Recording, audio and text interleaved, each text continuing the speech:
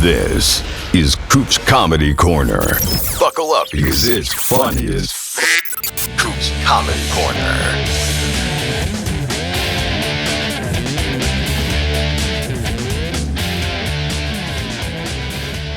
Welcome to Coop's Comedy Corner. I'm your host, Steve Cooper, and I got to tell you something, people. We have a great show today. It's funny. My guest, he did Cooper Talk a long time ago, and a while ago, Vincent Pastore from The Sopranos was on Cooper Talk, and we talked about how my guest does a show. He goes out with three Sopranos, big venues, and they talk about it. And he's done. My guest has done so much. He's been on Letterman. He's been on Jimmy Fallon. Jimmy Fallon mentioned him on when he was on the Drew Barrymore show, I believe. He does warm up for Drew Barrymore. He's done warm up for Rachel Ray. He's just, and he still does all these gigs. And my guest is Joey Kola. How you doing, Joey? Hey, Scoop, how are you, man? Good to see you, man. I'm good. Good to see you. Now, I got a lozenge in my mouth because I'm gagging because I did yard work today, and I sucked in a bunch of pollen, so I'm coughing like crazy. So that's why I'm chewing it now. So. Hey, I got them right here. I got the lozenge just in the same way. The pollen's been awful. It's funny. I live in New Jersey. I know you're out in Long Island, right? Yeah, Nassau County. Yeah. And it's just, I come out in the morning and my car is like that like yellow green. This shit just lies. Yeah. Mine looks like that right now. Yeah. You open the window to get some fresh air, and you're like, oh shit. Yeah, and all the pollen's coming in, and you're breathing it in. You put the windshield washer fluid, and it looks like it's been spray painted with yellow pollen. So, I was outside all day doing yard work, and that's what I've been breathing in. So,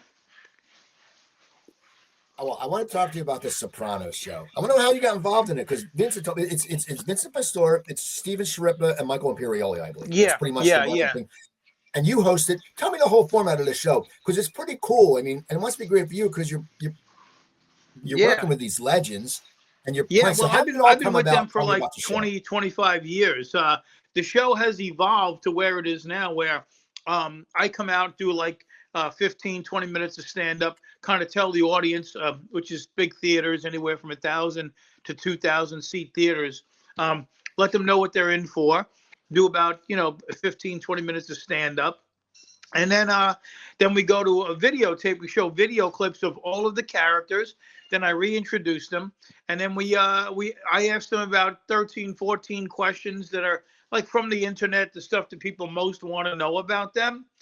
And then we turn the mic over to the audience, and the audience asks questions. Show runs about 2 hours, and we do it all over the country, big theaters all over the country. We've been doing it like 20, 25 years. And the show's evolved. Like years ago, we used to do it, and a lot more Sopranos were on the show.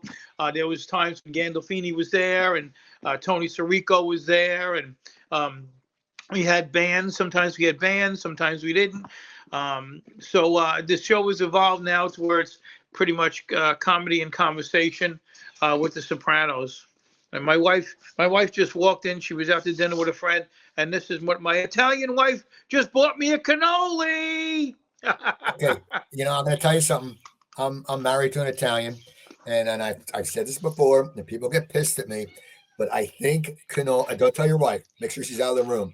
I think cannolis are overrated. I think they're an okay dessert. Really, a lot of people do. I don't think they're that great. Oh, okay. All right. I love them. So how did you end up getting? By the way, you're coming through my hearing aids. Nobody can hear anything. I'm listening to you in my hearing aids, my Bluetooth in my hearing aids. I got 2 hearing aids in, so that's how I'm hearing you. Because I had Bell's palsy, and it made me 60% deaf in my right ear and 50% deaf in my left ear. So I got to have hearing aids, and everything comes through the Bluetooth with that. No, let me ask you. When you perform, do you wear the hearing aids? Yeah. So what was that like? Because, we all grow up and you have stage ears and you're used to the crowd. So the first night first of all, how did you get Bell's palsy? Did you wake up? Because my friend Joe Matarese had it. He woke up one day and he had it. And when did it happen?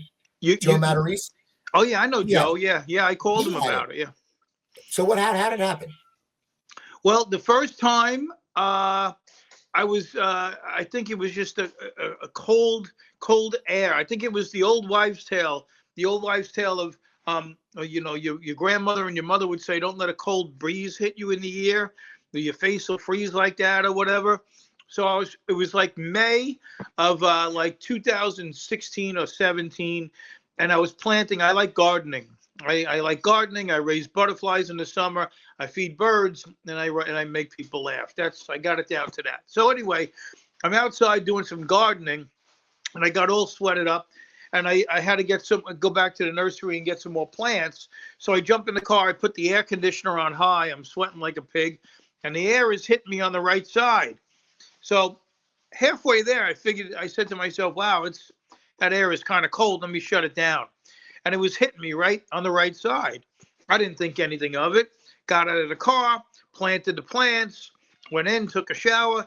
That night, it sounded like someone was crinkling up a paper bag in my ear. And I said to my wife, do you hear that? And she's like, no, I didn't. I don't know what you're talking about. Next day, I woke up, boom, my whole face was down here. And my wife is, she's a little bit trained in, she used to have a business called New Baby Belly, where she worked with pregnant women. And so she had a little medical background. So she said, you're not having a stroke, but let's get you to the doctor. And of course, it was Bell's palsy. So I had to get acupuncture, antiviral drugs, and steroids. And I'm 95% back here. Then 2 years after that, it happened again on this side. I'm a surf fisherman, and I was surf casting at Jones Beach for, striped bass and bluefish like that. And it was November, and I had earmuffs on because I knew you had to keep your ears warm, because those nerves that control, the top and the bottom of your jaw always start behind your ears. Keep your ears warm when you get Bell's palsy. I took my earmuffs off for like 5 minutes, but it was windy and cold. And then sure enough, I felt like wind hitting this side. And I thought to myself, wow, I hope that wasn't enough to do any damage. And of course it was. So now I'm 85% cured on this side. Same thing, acupuncture and steroids and antiviral drugs. But this acupuncture, I didn't go to the same person for this one. I went to this lady who was horrible. She was putting needles in my head. And, when you get acupuncture, you're not supposed to bleed. So this lady put a needle right here, and I feel blood like dripping down my face. And the thick, I go, lady, you're making me bleed. The thick Mexican accent, she's listening to me. What are you, a baby? Grow up. You're a big baby. I go, I'm not supposed to be bleeding. The needles aren't supposed to have blood coming out of them. So that's why I got the Bell's palsy. That's why the hearing aids. And now back to square one. No.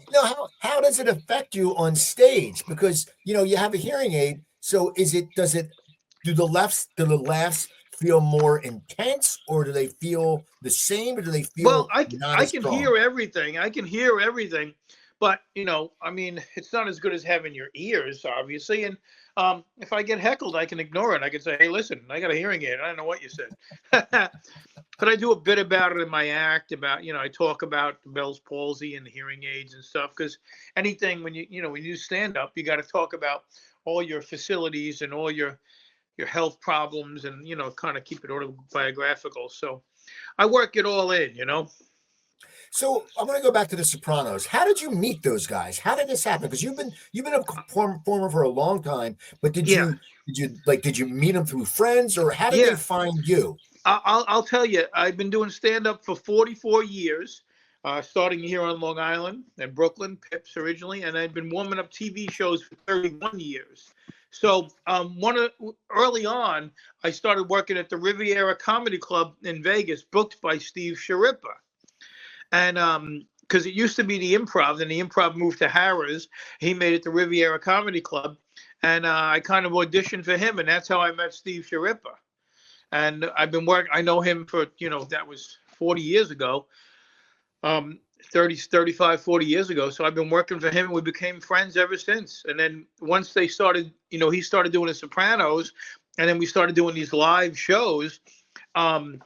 He knew me. He knew my act, and he knew, that I could, do the gig. So he hired me to do these shows, and that's how that started. And through him, I met Mike and I met Vince.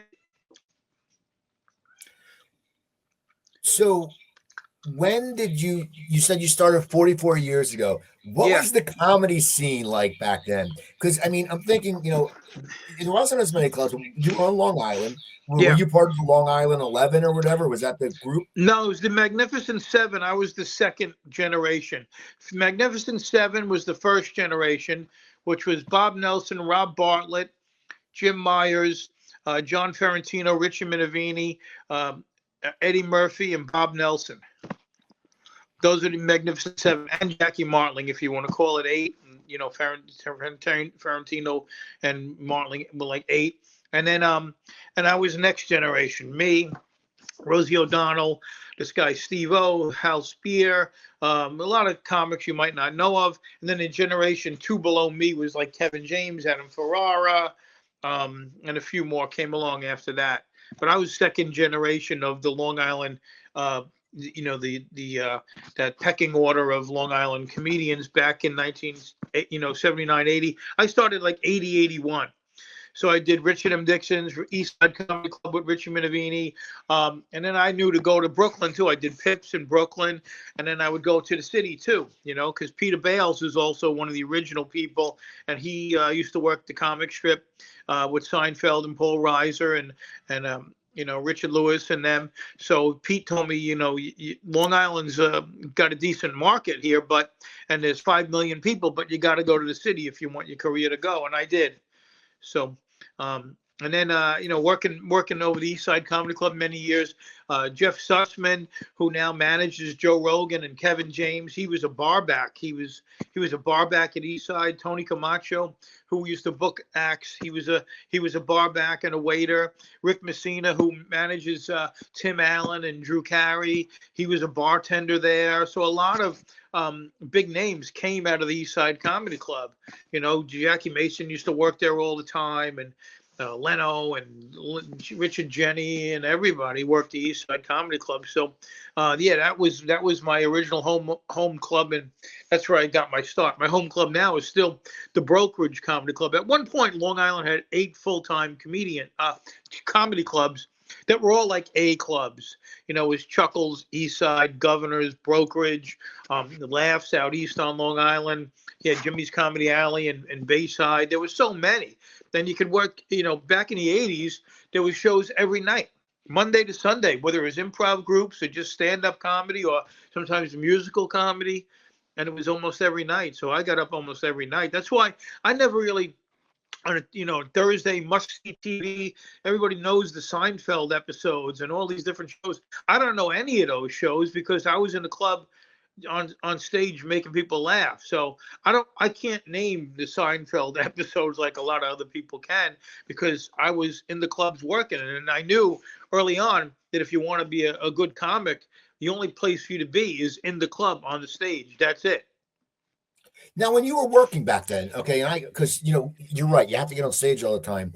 But when you were a young comic, what was your process of writing? Did you want to get a strong 7, or were you someone who got a 7 and because you're getting stage every night, you could slip in a new bit? Because I remember when I started, I was terrified to slip in a new bit because if it sucked and I lost the audience, I'd be like, oh shit, what do I do? But how did you start building your act? Well, I knew early on that I didn't have a good memory. That's why when I took acting classes, I knew that I had to sit with a script for a while whenever I auditioned for something that way. But to this day, I carry around. I got it right here. I just took this out of my pocket.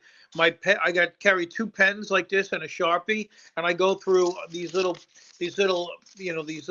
pads. I go through about 4 or 5 of those a month, and I've been carrying them around for like 45 years. So whenever anything comes to me that's funny, I jot it down. And I jot a bunch of notes down, and I sit down with those notes, put them in a book, the ones that I filter through. I look to see if there's anything there that I remembered. Oh, yeah, that's funny. Oh, yeah, that's not. And then that goes to the book. And then I sit with the book, and I go through the book and see what I can get rid of from there. And then what I like, I take with me that night on stage, and I try to introduce like 10 or 15 minutes new stuff when I come back around to a club on the rotation. But it depends. I could do 3 or 4 new bits, or I could do 5 or 6 new bits, or I could write stuff on my feet, which is what my favorite thing is to do. But you got to constantly be writing, But I'm at the point now where when I go back to a club, like I draw pretty good still on Long Island and Jersey and the tri-state area, and a lot of people know me because I've been around a lot. They request bits from me. They request stuff. So it's like James Taylor singing Fire and Rain or whatever. You go to see James Taylor, he doesn't do Fire and Rain. You still go to see Pink Floyd, and they don't do Comfortably Numb. People get pissed because I've had people go, I'm bringing 10 people to come see you do the cat noise, or do your mother and your father, or do this bit or do that bit. And you didn't do it. I'm like, well, I did 50 minutes. I did 60 minutes. And why didn't you yell it out? So now I'm actually saying, if anybody wants to see anything in particular, just yell it out. And I just did Bananas in Rutherford. I said that in the beginning. And at the end of my act, the people yelled out 3 different bits. And I just stayed there and did them, Now, I want to tell you, you mentioned Pips. I want to hear about Pips because I never played Pips. I did play Grandpa's in Staten Island. Yeah, and I remember going up there, and there was like the son ran it. And there's always like 3 old wise guys sitting up front. And I said to his son, I don't think your dad liked me. And he goes, oh no, if he didn't like you, that you would have known it. They don't laugh at anything. But tell me about Pips because I know Dice. That's where Dice got to start, right? Oh, Dice, Richard, Jenny. Years ago. Well, originally it's the oldest comedy club space in the whole country. It's on Emmons Avenue in Sheepshead Bay, Brooklyn. It used to be called the Folkways Cafe. And it used to be in the 60s, like a beatnik type of, downtown type of place, down in the village type of place, when it was called Folkways. And Robert Guillaume, the actor, used to sing there, and Joan Rivers and Steve Landisberg, Robert Klein. Everybody worked there. Woody Allen used to go there and play and do his act too. So this guy Marty Schultz bought it, and he ran that club, and he also managed David Brenner. So Marty, he was an older guy, and he was good friends with Rodney. Rodney used to work the club too, and Joe Ansis Rodney's best friend, used to show up, and they were all friends, like Richie Minervini did at the East Side Comedy Club, but it was at Pips way before then, So later on, after George died, George Schultz owned it. He was the dad. Marty Schultz was the older son, and then Seth Schultz was the younger son. He was more of a filmmaker and stuff like that. So Seth Schultz made a documentary about Pips that ran on HBO, I think in 1980, and I saw it. And Seinfeld started out there. What's his name? Dennis Wolfberg. It's just great comics, And I saw that, and I said, wow, I can do that, and I'd like to work there. But I was just doing Long Island open mics and stuff, So I called Pips, and they said, where do you work? And I said, a couple open mics on Long Island. They said, well, when you work the Improv in the city, let me know.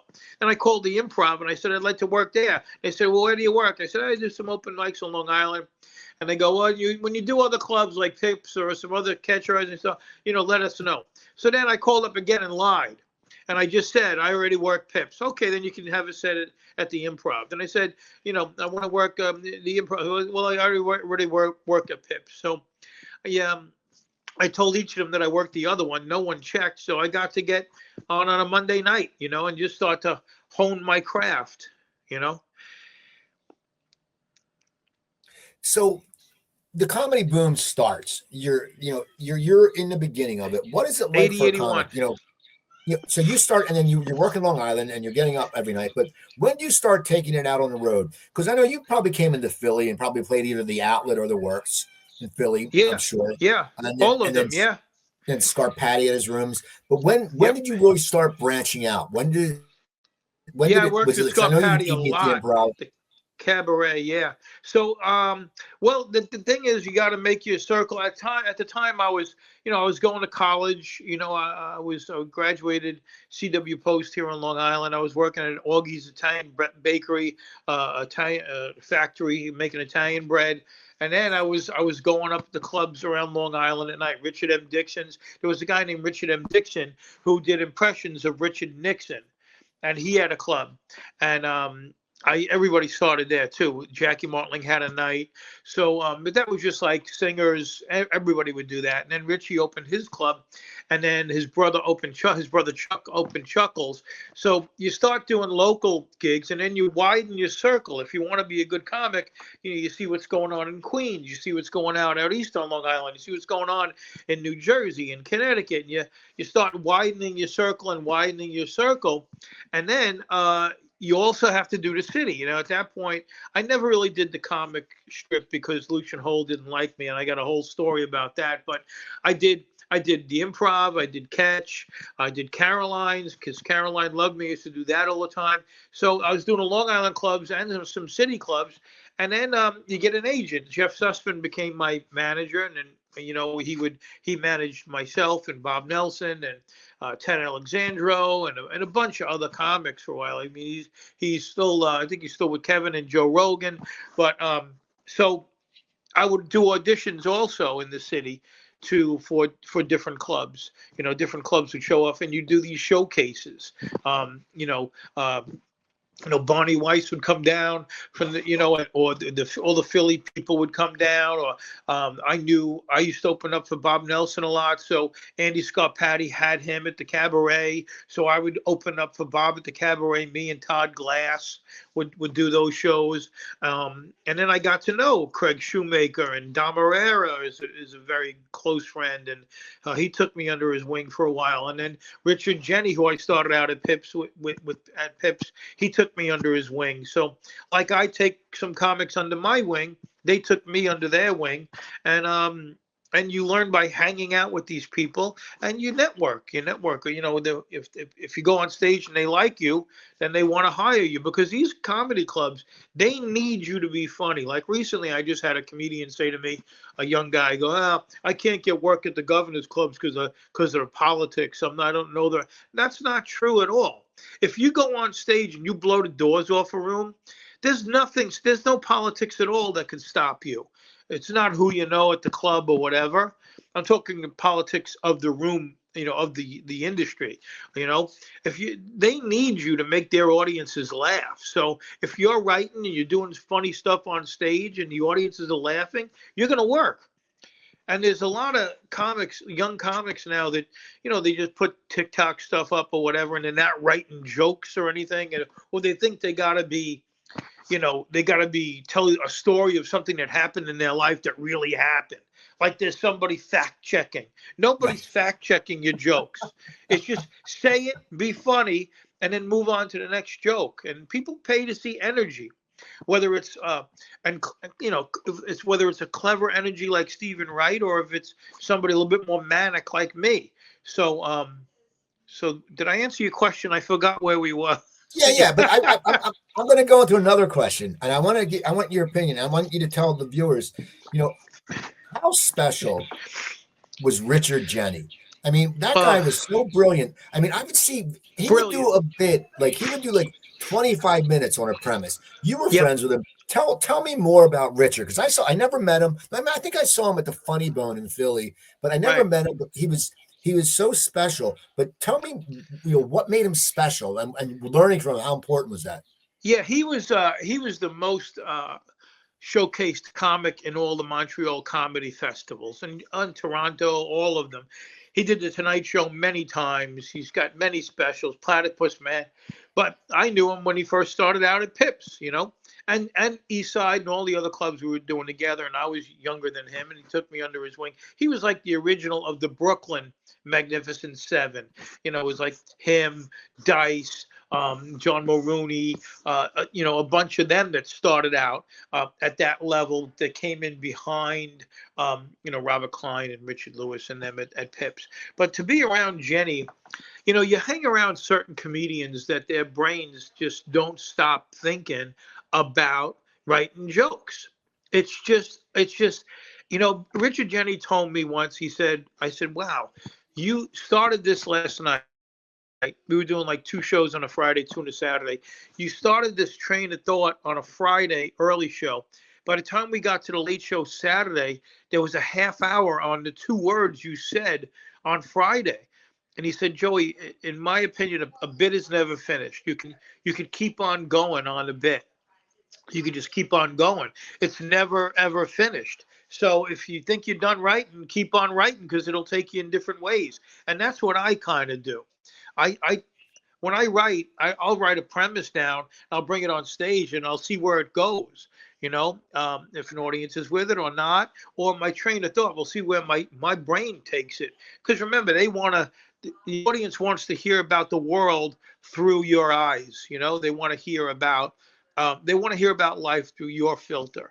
So, that's it. So, okay. So I Do saw you the hear clip. anything in I the think you background at posted it. all? Can you hear anything in the background? No, I'm good. Oh, okay. I'm good. I Good, can't hear good. anything.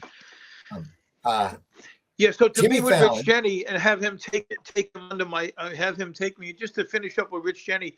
He saw my energy. He took me under his wing. I opened up for him. We wrote some stuff together. We went to a Billy Joel concert in L.A. together. I stayed at his place in L.A. when he was there. We became really, really good friends. But he had some demons. He did have some demons, and sometimes they catch up to us. So you posted it and the clip. Jimmy Fallon. We're going to get to your doing warm up for Drew and Reggie Ray, but no, Right, Jimmy yeah, Fallon really gave you a big compliment on Drew because he tell me that did. story because that must be for you. That must sit there and go. You must be like, holy shit, I made a Yeah, difference. he did. I'll tell you the story. Well, the recent clip that I put up, he was on the Drew Barrymore show. I'm going into my 5th season, warming up her show now. Um, but what happened with Jimmy was years ago, when I was warming up the Rosie O'Donnell show, I was on the 8th floor of 30 Rock, and at the end of the 8th floor is SNL, and then it was 8H, and we were 8G right up the hallway there. So I'm walking. We're in between 2 shows on a Thursday, and I'm walking back to the office, and I get a tap on my shoulder, and I turn around. It's Jimmy Fallon. He goes, "Hey, Joey, how you doing?" And I said, "Hey, Jimmy, how's it going?" He goes, "You don't remember me, do you?" And I said, you Jimmy Fallon from Saturday Night Live. He goes, no. Let me tell you what you did for me. He goes, I was a 17-year-old kid from Saugerties. I came to a club in Albany. You were working the Comedy Works, and you were headlining. And I had a troll doll and a guitar. When I came down with my father, I was 17. And I said, hey, Mr. Cole, I'm a big fan. You mind if I do 5 minutes? I said, no. But the other 2 comics and the club manager at the time said no. Saturday night sold out, 1 show. He said, no, we're not putting this kid on. I said, okay. And I told him, I said, Jimmy, go wait over there, sit in the back, watch the show. So the other 2 comics go on. Then I go on, and halfway through my set, I said, listen, I have to go to the bathroom, but I have a friend here who's going to entertain you while I'm in the bathroom. Ladies and gentlemen, little Jimmy Fallon. And he came up with his troll doll and his guitar, and his dad was in the back. And he didn't do that well. He did okay. He held his own. But that happened. And then a year later, up in Poughkeepsie, Bananas Comedy Club in Poughkeepsie, he did it again when I was there. And I did the same thing, but this time it was Harlan and Arlene Jameson, and they owned Bananas, and they were more understanding. So they said, "Can you want to bring him up?" I said, "Sure." And I did it again. So he, in the hallway at 30 Rock, told me that story, and he said, "I owe you. You really did me a big favor. Someday I'm going to have my own show, and I'm going to put you on." I said, "I'm okay. Just you telling me that story was enough for me." Cut to a few years after that, I wasn't doing a Toronto Comedy Festival, and he comes up to me at the festival and he says, Joey, they're going to give me my own show. I'm going to put you on. I said, all right, get the show, give me a call, we'll see what happens. Sure enough, he got his own show, April 1st, 2010. He held up my CD and he said, this guy was real nice to me back in the day, and he's even nicer now. Please welcome Joey Kola. And I did stand up on his show. So when he just showed up at Drew, he just reminisced about that story, and he said he told the audience what I had done for him, and back in the day. So that's why he just brought me up at the Drew Barrymore show, and more even after that. About 3 weeks ago, what happened is comedian Chris DiStefano.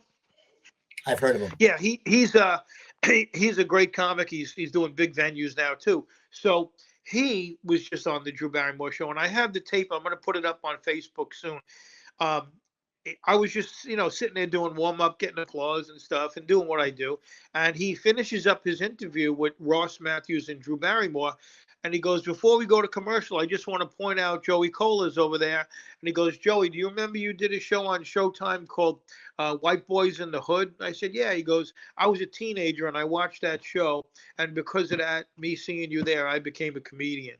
So you do stuff, you put it out there. If it comes back, it's really special. So, I'm a very spiritual guy. I believe in God and the teachings of Christ. I mean, not religion. I don't go religion because I also read the tenets of Buddhism, the Torah, the Quran, all of it. Because if you want to know what favorite flavor ice cream you like, you got to try them all. So you try them all. But so far for me, living my life by the teachings of Christ, as of right now at 63, to look back is I've gotten much more than I ever could have wished for. It was ups and downs, in my life, but I know how to handle things now, and I'm at peace. Well, what was White Guys in the Hood? It was a show on Showtime, just featuring comedians. Now, you it was also like an HBO Letterman, Young right? Comedian special type of thing. White Boys in the Hood. You did Letterman, right? I did Letterman June 10th, 1996.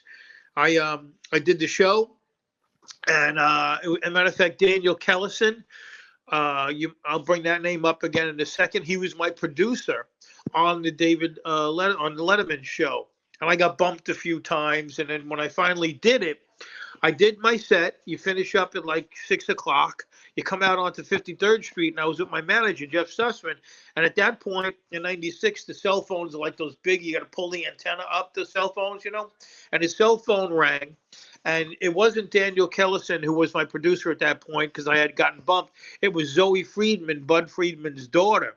Daniel Kellison had got asked to go executive produce the Rosie O'Donnell show. He is Jimmy Kimmel's manager, and he's an executive producer of Jack Hole Productions, and he produces Jimmy Kimmel's show. So he moved over to executive produce the Rosie O'Donnell show, and Zoe Friedman produced me on the Letterman show, my stand-up set. So I did the stand-up set. We walk out on the 53rd Street, and the phone rings. It's Daniel Kellison and Rosie. And they said, can you come in next week and do warm-up? We're trying out these writers who are stand-ups, and nobody's got it. So Rosie gets on, and I go, Rosie, what kind of a show is it going to be? I saw the first episode, it started on the June 10th, but I went in on like the 14th or the 15th or something like that. And I said, it's going to be people throwing chairs at each other like Geraldo or Sally Jesse Raphael? Or is it going to be, a talk show? He goes, it's going to be Merv Griffin. It's going to be Mike Douglas, but it's going to be fun. I want you to run it like you're MC in a comedy club, like we're at East Side on a Saturday night. I said, okay, great. And we're going to shoot koosh balls, and we're going to play games, and we're going to give them food. And that was it, 1996. I think it was June 13th or something like that. The show started June 10th. 13 to 14, I came on in 96, and I did the whole run. 6 years with Rosie, 7 years with Martha Stewart. I did 12 or 13 years with Rachel Ray. I just finished up my 5th year with Drew Barrymore. And before that, I did Jon Stewart's original WOR show because I knew John from Catch a Rising Star. We used to work together. And he had a local here on New York, Channel 9, WOR show. It was just a talk show. It lasted about a year, and I did that in 93. So, that was the Jimmy Fallon thing, and, I've had a lot of good, I have if you go on my Facebook, you could see George Carlin called my manager once, and he said, I really love Joey. He called Jeff Sussman, and I still got the tape. And he saw me on the Caroline's Comedy Hour or A&E's Comedy something. And he goes, listen, I really love Joey, and I'd like to work. If I ever see him, I want to tell him. He goes, I don't have a project per se. But anyway, he gave me a lot of accolades. He gave me his phone number, and him and I became friends. And we had a beer and a sandwich a few times. He came to see me in Vegas. I got to go backstage to go see him in Vegas. And it was a really good relationship. To be friends with George Carlin for a little while. Not his best friend. I didn't see him all the time, but we did have a good relationship, and we respected each other greatly. Now, you've been doing warm up for a long time. What Yeah. makes you such a good warm up? Because I've been to tapings and sometimes the warm up sort of sucks. But then I know this guy Gary Cannon who's really good at it. He does the Yeah, Jennifer Hudson Gary's stand-up. a friend of mine. Yeah, he Yeah, does it in yeah, I know L.A. Gary, and he's very good at it. But he started out saying he buy his own gift cards and give that away. And because he used to do Sullivan and Son, which was with Roy Wood and Right. Roy Wood and a few other guys, Steve Byrne, and that's where he started doing his warm up. But Yeah. what makes like if someone wanted to be a good warm up person, what makes you so good that people come back to you? Well, yeah, as a stand-up comic, you got to realize when you do stand-up, it's about you. When you do warm-up, it's not about you. You're one small piece in a big puzzle, and you got to hold everybody else's end up. So you got to show up for the meetings in the morning. Like I get up at 5:30 in the morning. I'm on a train to get to New York City I'm on the 6:30, 6:43. I'm in the city by 7:30. My first meeting is at 8 o'clock in the morning. Those are not the hours of a stand-up comic. But you got to be there. You got to be in the meetings. You got to meet with the producers. You got to know what's going on. You got to read a rundown. I transpose the rundowns onto my little pad here, and you got to know what's going on more than the host and more than the producers, because you're the rodeo clown. You're the butler. You're the one to introduce these people to a house that's not yours. And so you kind of got to represent the host and the brand of the show. Like on with Rachel, I did a lot of stand up. We do 3 shows back to back, and it was almost all stand up. We didn't play too much music. With Drew, we play a lot of music in the beginning. I get him up dancing and stuff. But it's I think the secret behind the reason why I've been doing it so long is because you get very vulnerable. You let your guard down. As a stand-up comic, you're like, I'm talking now and I want to be funny. Don't you heckle me, blah, blah, blah. With that, even the success as a stand-up, I don't really have that. I want to have fun with the audience. I want them to leave having had a good time with me, not no put downs or anything like that. So I create every single show twice a day, Tuesday, Wednesday, Thursday, from September to April. I create a party atmosphere where everyone is welcome, especially the Drew Barrymore show, where everyone's welcome. It's a peaceful place, and there's harmony. I create harmony, and the audience, no matter where they're from, because a third of the audience that comes to see Drew is from other parts of the world, they can let their hair down. They could be themselves. They could say anything, about anything. We cry a lot on the show, and we laugh a lot on the show. And Drew talks to the audience a lot. So, and we talk about everything. I mean, if you follow her on Instagram, you'll see they air some of those where she talks to the audience a lot. So to be a good warm-up person, you have to really jive with it's not about you. You're not this little piece that comes in, does some stand up and leaves. No, you become a part of the fabric of the show. Seth Herzog does the Tonight Show with Jimmy, and he does like 15 minutes up front, but the band plays in between. Depends on the format of the show. Most late night shows have that format where they'll do 15 minutes up front. They'll do a little bit of warm up, some instruction, and then the band will just play in the commercial breaks because it's an exact hour. Whereas with Drew, it takes about an hour and 45, 2 hours to do an hour long show. So, I'm out there a lot talking to them. We're playing music in between. I get them clapping and stuff, and there's some giveaways and things like that. But you really got to go into it knowing that you want to have fun with these people. Like when I do stand up, one of my rules is no matter how tired I am, no matter how long the drive is to the gig and back, because it's not about the gig, it's about getting to the gig, and getting home. So I always say to myself, okay, I can't wait to get on stage and tell these people my story. That's when I'm doing stand up. And when I'm doing warm up, I say to myself, I can't wait to see these people and have them enjoy what I know they're gonna feel today. They're gonna get excited about seeing Drew. They're gonna get excited about seeing whoever the guests are on the show. We're gonna get excited about cooking, and I have signals too. I have like loud applause, medium applause, and they love to be led around and be part of this happening that we do every day. what was Martha Stewart's crowd like? That Because was a lot different. yeah, because she now she's like this funny, she hangs out with Snoop, but her crowd, you think of Connecticut rich white people. You think that. So what was it like with her crowd? That was one of the toughest gigs I ever had. Not because of Martha. Martha was phenomenal. She was very nice to me. She used to call me, and she still does, calls me her warm up artiste, because she said my position, you have to be an artist to do it. And the way I did it was kind of artistically. She'd go, Joey, keep it on brand.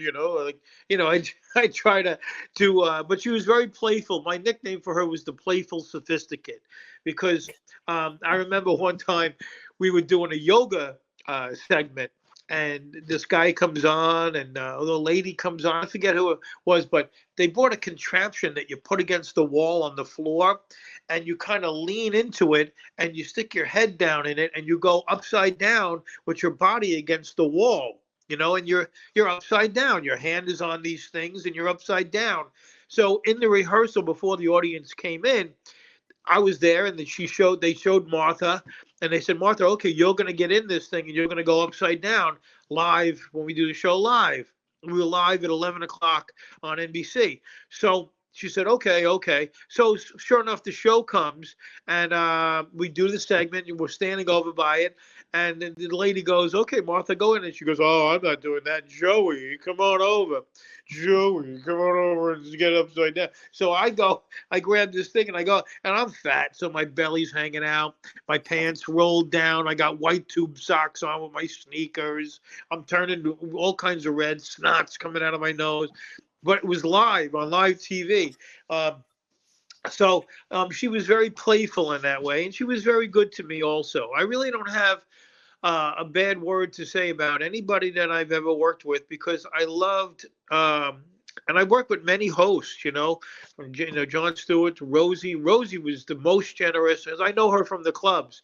I used to drive Rosie around. She didn't have a car, so we used to work the clubs together a lot. And I'll tell you about Rosie. Everybody's got an opinion about Rosie O'Donnell, but all I can do is tell you my perspective. And she is the most generous human being I've ever met. And she taught me how to be generous. Because of her, I was involved in about 30 charities throughout my career, and I still am. But I'll tell you a story, Steve. One time I show up early at 30 Rock, and I see her in the hallway, and she's, as the Italians would say, tutta shangada. She's a mess, She's looked like she'd been up all night. So I go, hey, this is about 7:30 in the morning. I go, hey, tough guy, were you up all night with all your Broadway friends at Joe Allen's? She said, no, I couldn't sleep last night, so I went to Sloan Kettering and wrote checks. I couldn't sleep last night, so I went to Sloan Kettering and wrote checks. And she did. She would go to Sloan, find families or people that were distraught and financially strapped, and write 10,000, 20,000, sometimes a lot more, to people who really needed it. And no one knew about this. She would go in incognito. She'd cover herself up. No one knew about this. And she told me that, and it floored me. And that was one of the reasons why she got me into doing so many charity work. Because if you remember watching that Rosie O'Donnell show, there was a lot of charity being showcased in that show. I met this kid named Jarrett Manier. His Jarret Mynear, and he's from Kentucky. His parents, he had cancer, and his parents, I'm still in touch with his parents. That one kid influenced my life more than many, many, many people that I've ever met. I get choked up thinking about it, because I still have pictures of me with him, and I still have his book. It was called Jarrett's Joy Cart. He was sick with cancer, dying, yet he was able to. And this kid was 9 or 10. He was so focused on getting toys for the other kids in the hospital. And if you Google Jarrett Manier, you'll see that his parents parlayed his charity into this big situation that's still going today. And this is over 20 years ago he passed away. So that's we're only here for a half hour, man. You know what I mean? You got to get in here and you got to do the right thing because we're all leaving. I don't care how tough you are, how cool you are, how much money you got, how green your grass is. It's over in a half hour, whether you're 9 or 90. It's done. What are you going to do with the time? What are you going to do with your time? Are you going to help other people and move on? Because that's the only thing you can really take with you is the goodness that your soul provided while you were here. You can't take anything else with you. So I'm doing it through stand-up comedy. Because to me, when I make these other souls in the audience laugh, there is no other high like that. I mean, you know as well as I do, when someone comes up to you after a show and they said, I just had a death in the family. I just found out I got cancer. I just found I got in a car crash. But you took my mind off that. You made me laugh. You made me smile. There is no pay. There is no, I mean, you know, a light shines on you that you can't even describe. I was, it's funny. I did a show the other night. And I perform, every once in a while. Yeah. And I was thinking, I got on stage and I did a 30-minute set. And I had a really good set. And I was thinking, I was sitting there going, you know what? If you're an actor, if you're a musician, if you're, a comedian, it's like you've done so much more than most people talk about. And a lot of times I don't understand, we're so fucking blessed to be able to do that. And people don't get it. Like, people get up, it's like you walk up, this was a club, there's like 45 people and they're right on you and they're just in awe. And people don't get that. It's like, it's a feeling you have and you're right. And you're sharing that. And so many people don't get that. And so many people get worried about, oh, I'm not, I said someone's like, oh, called my friend, you're not a full-time comic. I'm like, who gives a shit? Like he's working, he's doing comedy. What is he? Is that guy the comic? Is he the comedy police? That guy? It's crazy. Yeah, the guy is. I love how people judge. People judge and they shouldn't be judged. It doesn't matter. It doesn't matter. It's all right here, right now, in the moment. I'm making these people laugh now. If someone, what's that? I want to ask you real quick because you make people laugh. Rosie, you know these people. Tell me the Lucian Hold story. Tell me why you didn't get in the comic strip. I want to hear that story. Did you know more about this? Do you know more about this story than I'm going to tell you, or no? You just mentioned it, and I remember because I went to the comic strip, and my friend was performing. And I said I'm a comic, and he didn't believe me, and he wanted to charge me to come in. And Keith Robinson's like, "No, Coop's a comic. He's a Philly comic," and I had to sit out in the bar. So let me just ask you one other question. I got the light going down on me here. Can you still see me, or should I put a light on above me? No, you look good. You're fine. Okay. So, all right. So years ago, this was like 1982. I go to the comic strip, 81, 82, and I'd already been getting other work. I'm doing pips already. I'm doing the improv. I'm doing all the little one-nighters and the East Side Comedy Club on Long Island. Maybe it was 83 or 84 or 85, somewhere in there. I'd already been doing stand-up for at least a good 5 years, right? And I had an act. I was a strong middle at that point, a really strong middle. But I could do 10 minutes at the comic strip, right? And all my friends were working it.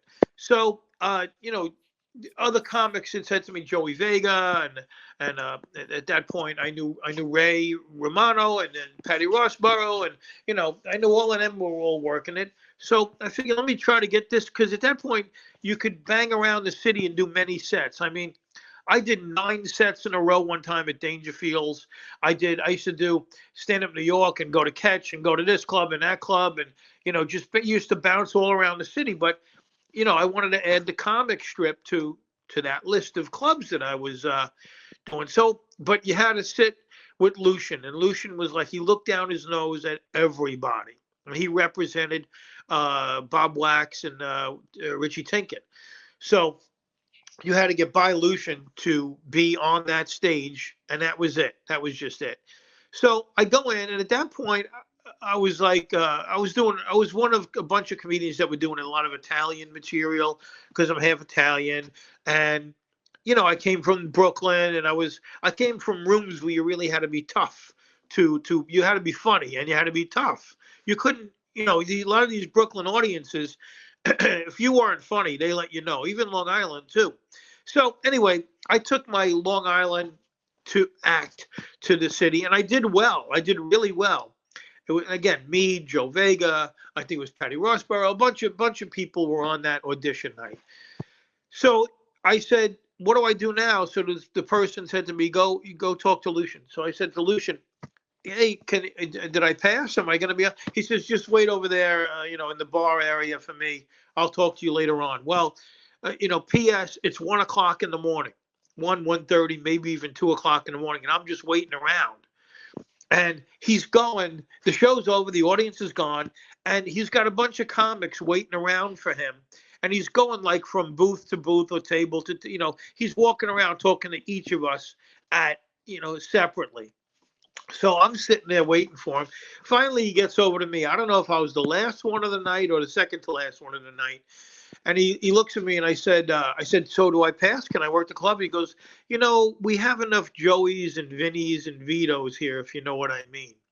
So we don't really need you here. So thanks for auditioning. So I go, okay, thanks. And I went on to do every other club on the East Coast pretty much, except for that. I mean, I could work wherever I want. So cut to about 9 or 10 years after that, I'm doing my fourth Caroline's Comedy Hour, hosted by Colin Quinn when Caroline's was at the Seaport. Have you ever been at Caroline's at the Seaport when it was there? No, but I've seen the show. Okay, so in the lobby of the room was separate from where the lobby was, and the lobby was kind of our green room when we were doing the TV show. I did it with Carolifa, I did it with Rich Jenny, I did it with Colin Quinn, and I did it with somebody else. So maybe I did it twice with Rich and Jenny, but I did it four times. Caroline's Comedy Hour, which went on A&E, and that's where George Carlin saw me. So I'm doing my fourth one. And it's me, Kenny Rogers, and Jim Myers. A bunch of comics are all like hanging out in this lobby area. It's about 5 or 6 comics, and I'm sitting down. And who comes walking over to me with a card in his hand, in between his 2 fingers? He looks down at me as I'm sitting down. He goes, Joey, Lucian Hold, I run the comic strip. We could really use you over there. I took the card. I ripped it up in front of him and I go, I thought you had enough Joeys and Vinnies and Vitos there. Go fuck yourself. And that was, and that's how that came around. So that was it. And the only other time I went into the comic strip was when I was with William Morris to audition for a movie. And another time when I auditioned for another stand-up thing. It might have been White Boys in the Hood for Showtime or something like that. And I got both things I went into, but he couldn't knock me off that stage because the people that I was auditioning for asked me to be on that showcase. And that's my Lucian Hold story. Well, I want to know, since you've been working on Drew and Rachel, who is someone that do you meet the guests? Like, who is a guest where you were blown away that you actually got to meet someone? You're like, holy crap. I mean, there's anyone sometimes it's really amazing. I don't really get into who the guests are now. It could be a monkey on the show. I'm going to make it look good. You know what I mean? It doesn't matter. But there are some people that you meet and you go, oh my God. Like I met Alan Alda when he did the Rachel Ray show, and Hawkeye Pierce, Benjamin Franklin Hawkeye Pierce from MASH, is my favorite television character of all time. So I got to meet and take a picture with Alan Alda. I got to meet, when I was warming up Martha Stewart, I got to meet Gene Wilder, which was really amazing. And my friendship with Regis Philbin. Anytime Regis would come on, we'd sing Dean Martin songs together in front of the audience. I have great videotape of Regis and I singing, great pictures with Regis. Yeah, just things like that, kind of stand out. I was just telling a friend of mine recently that when I was warming up the Martha Stewart show, she had Maya Angelou on, and in between commercial breaks, we went to commercial. She walked over to me, and in my ear, Maya Angelou whispered, "You have the attitude of gratitude," and it's. How'd she put it? She said with the word grace, she goes, and it's come upon you with grace, or your grace shows, something like that. But to have Maya Angelou's voice in my ear, was an amazing thing. I mean, there've been a lot of other moments too. Those are what stand out right now. And the fact that I get to hug Drew Barrymore in the morning. She comes up to me. I mean, it's Drew Barrymore. And now we have Valerie Bertinelli as a regular on the show. And, you know, I grew up watching her, and now she comes out, gives me a high five. I mean, that's Eddie Van Halen's, you know, I mean, it's the most amazing, it's just like amazing. Sometimes I got to pinch myself, but you know, that stuff really doesn't. You know, Kevin James played Santa Claus for my kids. Ray Romano had dinner in my kitchen years ago. It really doesn't matter who you get your picture taken next to. It really doesn't. It's who you're sitting across the kitchen table from. That's what it really matters. You know, I my got wife one and I are fun. together 44 years. I knew my wife before I was a stand-up comic, and my relationship with her is everything. And my kids, my son is 32, my daughter's 34. I just became a grandpa, so that's what really matters, you know, to me. God, family, then career. Career is way behind, you know. I got one final question for you. Okay. Looking back at your career and your life, what are and you've hit on it already. I want to hear you though say it. What are a few things that make you proud? Like I know I can tell you're proud that you've been married for 44 years and you're a grandfather. Yeah. But what else makes you proud when you look back? You know, what makes you proud? Uh, that I think I made my parents proud. I'm living the life that my parents would have been happy about. Um, you know, the things that make me proud. My relationship with my wife is number one, bar none, bar none. It's what I live for. My relationship with her is what I live for, and my kids. To see her with my kids, and now with our grandson. Um, and the fact that I mean, I never did any drugs. I never really drank. My addiction is pasta and chocolate, meatballs I like, but that I was able, through the help of the man upstairs, to stay on the straight and narrow and not hurt too many people and help a lot more than I hurt. That's what I'm most proud of, I think, and I'm going to continue to do that. I'm going to continue to help as many as I can before my time is up, and then I'll help them from the other side. But yeah, to look back is amazing. I have 1,000 times more than I ever wished for. You know, when you're in your 20s and 30s and 40s and you're only looking ahead. But when you start to get 55, 60 and you stop and you turn around and look back, that look back is really amazing. I mean, there was some rough points. I mean, I lost my mother to a car crash when my parents were coming back from seeing me in Atlantic City. I think I told you this last time. Did I tell you this last time?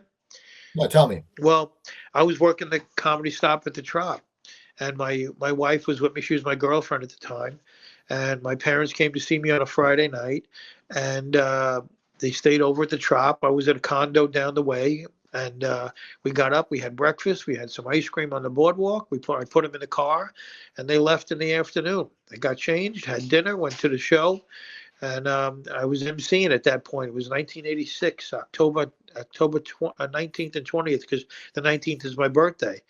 And I was like 25, 26 years old.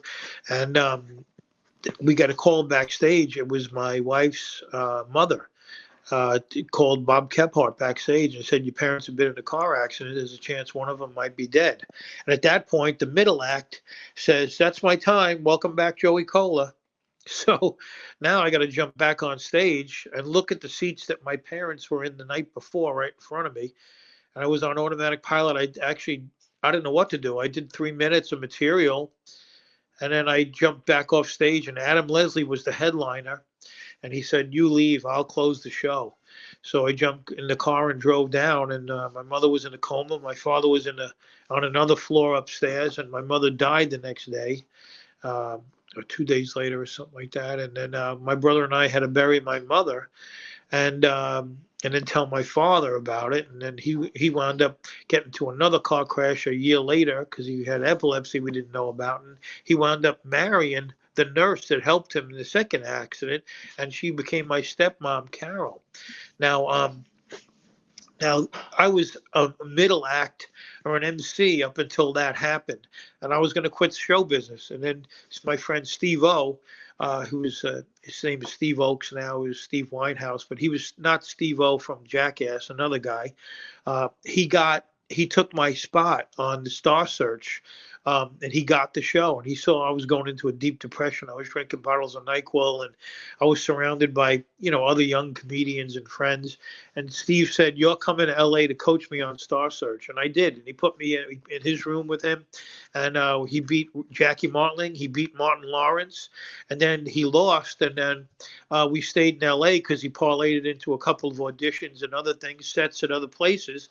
So I just went along, and we stayed at John Mulrooney and Richard Jenny's apartment on Sunset Boulevard at that point, because John Mulrooney had a show called Comic Strip Live on Channel 5, and Richard Jenny was becoming a big star fast. But they let us stay with them at their apartment on the couches in the living room. So we had a gig one night at the Quality Inn in San Bernardino in the Valley, and it was all of us just went. And I said, "Don't bring me up. I haven't been on stage in a month since my mother died. And I can't do it." And it was an all-black audience in the Valley, and Mulrooney was Rich and Jenny, I think, did a set, and then Mulrooney was closing it, but Steve-O was hosting it, or no, Mulrooney was hosting it. Steve-O did a set, and then Jenny was there. So we all went to this Quality Inn bar area and just did a show. And Mulrooney brings me up. He goes, "As a guest in the audience, he wants to do 5 minutes, Joey Kola." And I did 5 minutes. I didn't do well. It was, I was on automatic pilot, but it was better than killing myself, because everybody back east, and my wife and Richie Minervini and this and that, they all thought that I was going to hurt myself, but I didn't. I proved to myself more than anybody else that I could hold a microphone and get under the light in front of people and do it again. Then I came back and I called Richie. And I first told my wife, who was my girlfriend at the time, I said, "I'm not going to hurt myself." And I told Richie, I'm in the game again, man. I can do this. Like, Mulrooney brought me up, and Steve-O and Jenny, and they were all helping me out here. So I'm in the game. So Richie said to me, he goes, "I don't care if Jackie Mason's on stage on a Saturday night. I'll pull him off to put you up." And then I started my rebirth in comedy. So Richie saved my life twice. He gave me $20 in an audition night to get started, and then he gave me all the stage time I wanted after my mother died. And everybody in the business knew about my mother dying. It was a tragic thing that shot through the industry, and a lot of people took me under their wing. And I can't explain the strength that happened. I got strong, and I started headlining gigs left and right because I got this energy. Whereas I don't want to hurt anybody, but I want to make myself really, really strong that nobody could follow me.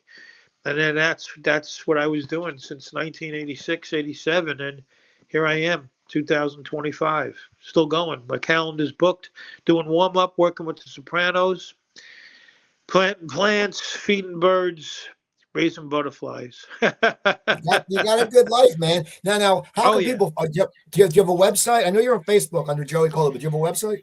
Oh, joeykola.com, but I don't really put anything there at all. If people want to download my bio or see, but follow me on Instagram, TikTok, and Facebook. Just, at the Joey Kola, and you'll find out what I'm doing. But just, I mostly, like everybody else, I just put everything on Instagram.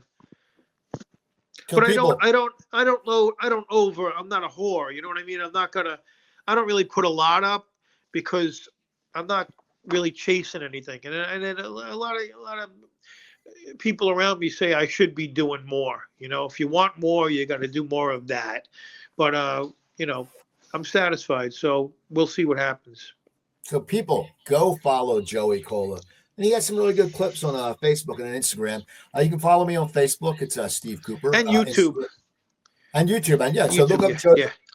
And it's Kola, people. Also, if you go to YouTube, look at past episodes of Coop's Comedy Corner. My producer, Jimmy Corhan, who runs Comedy Trainwreck. Some other great shows. Julia Scotti has a show. Corey Alexander has a show. Coleman Green has a show. I have 27 or 28 episodes. I've had Wendy Lieben, Rich Scheidner, my buddies from the show Homicide Life on the Street. You can also go on YouTube, look up the Coop Tank. That's my business podcast.